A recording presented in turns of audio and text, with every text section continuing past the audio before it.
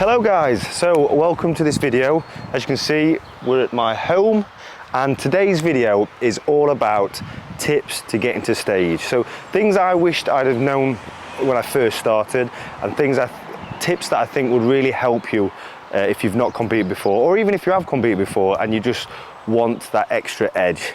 And obviously I've been competing for over 12 years, I've been training over 20 years, so I'm a little bit of a veteran in it. Bit of an old boy. Come on in, and I'm going to start with the first tip. So the first tip I would suggest if you're planning to compete is go and have a look at a local show, and then you can decide on what division you want to take part in. So you've got men's physique, classic physique, 212, bodybuilding, you've got bikini, wellness, fitness, and then you can decide, have a look what's winning that class and see what improvements you've got to do to be a contender. Because for me, I never wanted to just turn up and be a number, just make the numbers up. I wanted to know what's winning that class, and then I can compare myself to that physique, and then we can go from there. That way, I'm not going in blind, and I can be number one, essentially.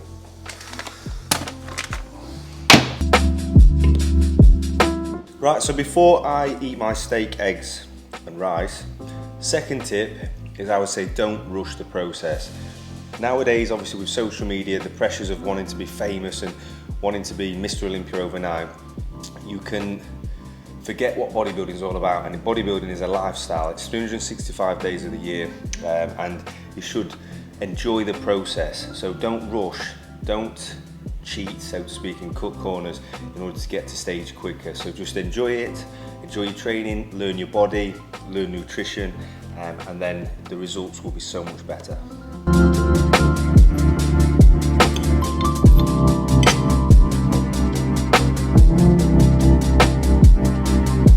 Right guys, so we are currently doing a holiday reel because I'm going on holiday next week, but third tip would be is to give yourself enough time when you start prepping. So don't think you've seen on the internet someone does a 10-week diet or a 12-week diet. For me personally, give yourself longer. Start to get into the feel of a prep earlier, so 16, 20 weeks. That way you can see how your body's reacting to certain food types, how you're mentally coping with it, and you won't be rushing the process. So as you get closer to the show, you've got plenty of time to manipulate if you need to. So tip 4 is all about tanning. Obviously you've got big names like Pro-Tan, Liquid Sunray, Jan Tanner, but everybody's skin types are different. And what I would suggest to you guys is before you step on stage, do a trial run. So try them all out beforehand, because it depends on the skin type and how you're going to react with those tans. For me, Pro-Tan has always been number one.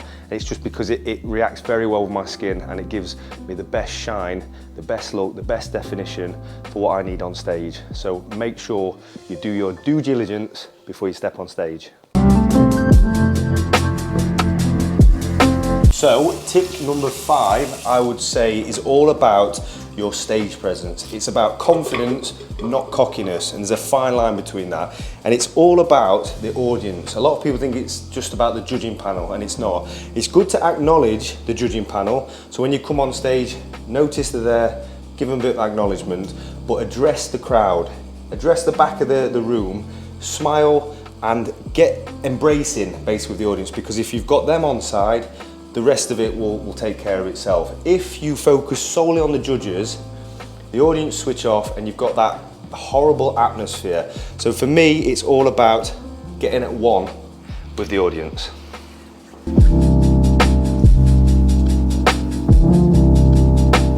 Tip 6 is all about peak week. A lot of people in the past, me being one of them as well, has this misconception of an old school bodybuilding way to manipulate your sodium, dehydrate, water load, carb deplete, all these big changes a week before you step on stage. I've learned over the years, and a lot of bodybuilders are going this way now, why change something so drastic when you've had 12, 16, 20 weeks of prep, and 9 times out of 10 you're a week out and you're exactly how you want to look on stage. All you want to do is fine tweak things. So especially if it's your first time on stage, don't do anything different. Keep your sodium normal, Keep your carbs low as you're going into it, and keep your water relatively high, between 5 to 6 litres. Before stage, you can do little things, like you could add a bit of sugar backstage if you want. You could drop your water the night before. So just little changes, not massive changes. And you're gonna be 9 times out of 10 happy with the result on stage.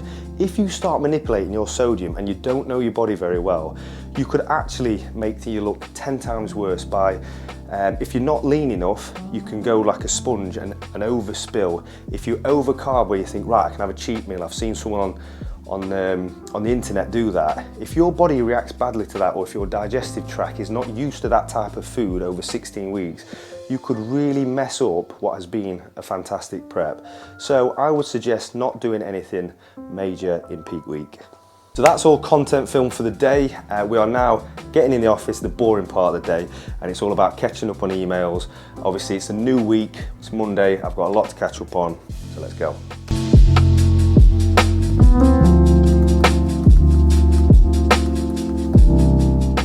Emails done. We are now daddy duty. We're cleaning up Alfie's area because he's back from nursery in a minute and we can't have it untidy when he comes up. But quick tip number 7, all about posing.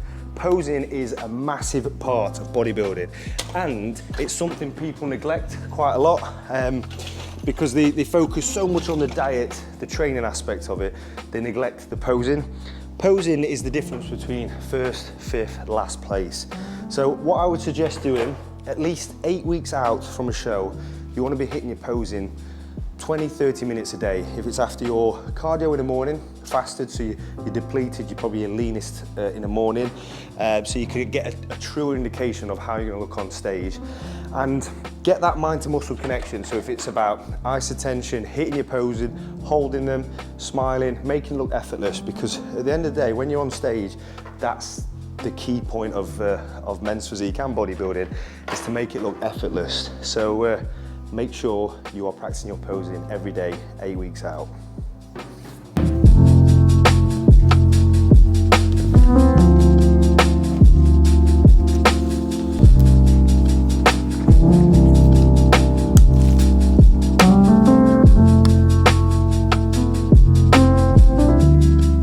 So we have fast forwarded a few hours and training is done.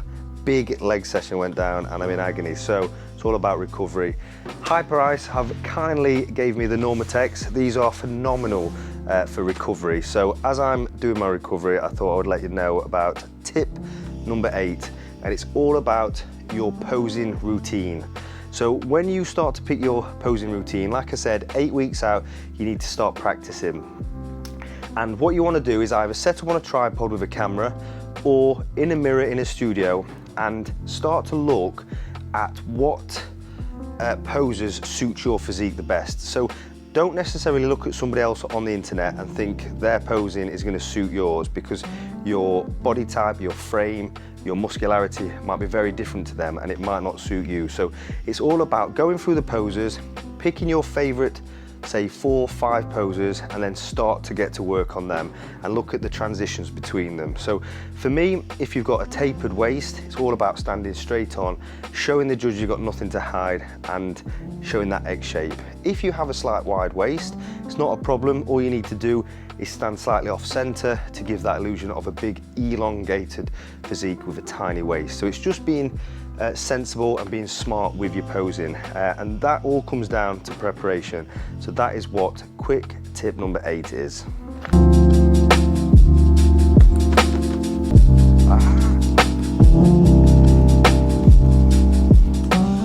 Right, so if you've followed any of my videos before, you'll see this is my man cave, man spa slash recovery center.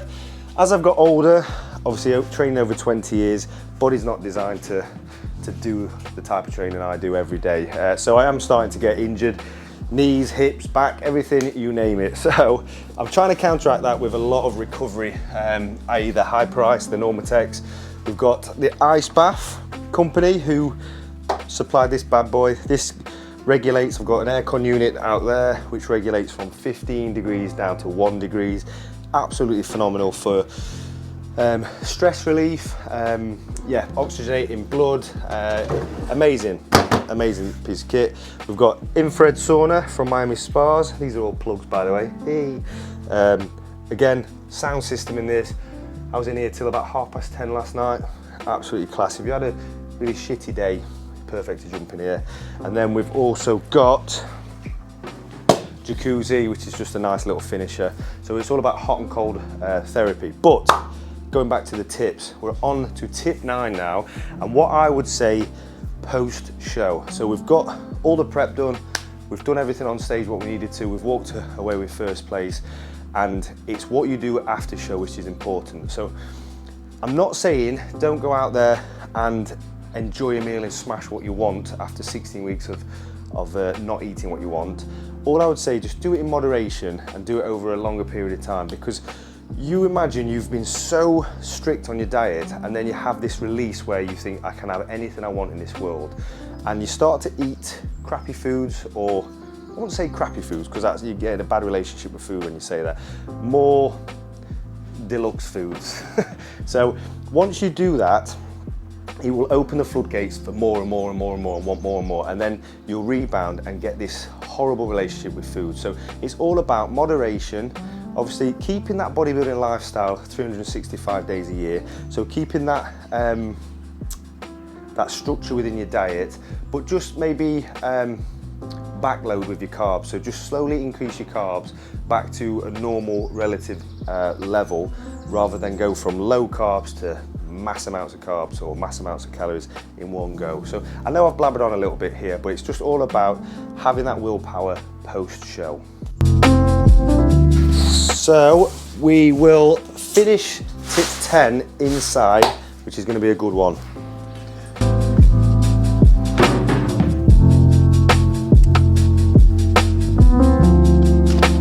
Right, so the final tip, tip number 10, I brought my wife Amy into this because I think it's quite important to get a partner's view on this, because we've been asked this in the past, especially at expos what you've come to. Yeah. They say, how does Amy cope with me competing?